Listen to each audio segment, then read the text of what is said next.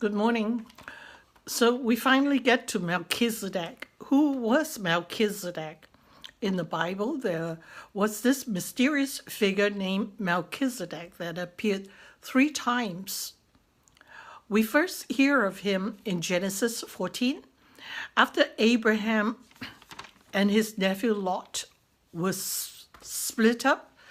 Lot lived in Sodom. And the kingdom of Sodom was attacked, and Lot was taken captive. So Abraham had to raise an army and fight the enemies and rescue Lot. Verse 18, we read, Then Melchizedek, the king of Salem, and a priest of God Most High, brought him, Abraham, bread and wine. Melchizedek blessed Abraham. Then Abraham gave Melchizedek 1/10 of all the goods he had recovered. The second time we hear of Melchizedek is in Psalm 110, verse 4.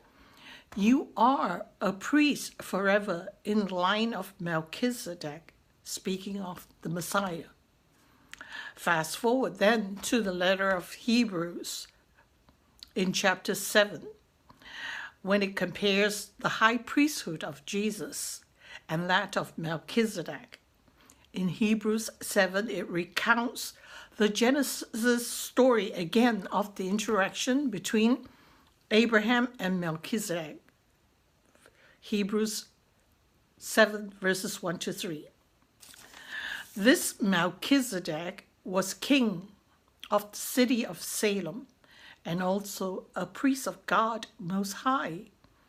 There is no record of his father or mother or any of his ancestors, no beginning or end to his life. He remains a priest forever, resembling Jesus, the Son of God. Consider then how great this is. This Melchizedek was. Even Abraham, the great patriarch of Israel, gave him 1/10 of the booty. According to the law of Moses, priests are descendants of Levi, but Melchizedek was not a Levi. How can this be? How can then Melchizedek be recognized as a priest of God Most High? His priesthood was not from the ordinary line of Levi, but an extraordinary and mysterious line. The line of priests from Levi have operated from time immemorial. If it can truly achieve God's purposes of redemption, it would continue to this day and forever. Hebrews 7, verse 11. Why did God need to send a different priest from the line of Melchizedek instead of from the line of Levi, from Moses and Aaron? Who is this that God sent to mediate between us and God, who is from another tribe and not from the tribe of Levi? Verse 14, our Lord came from the tribe of Judah, and Moses never mentioned Judah in connection with the priesthood. It goes on to say, and I quote, the change in God's law is even more evident from the fact that a different priest who is like Melchizedek has now come.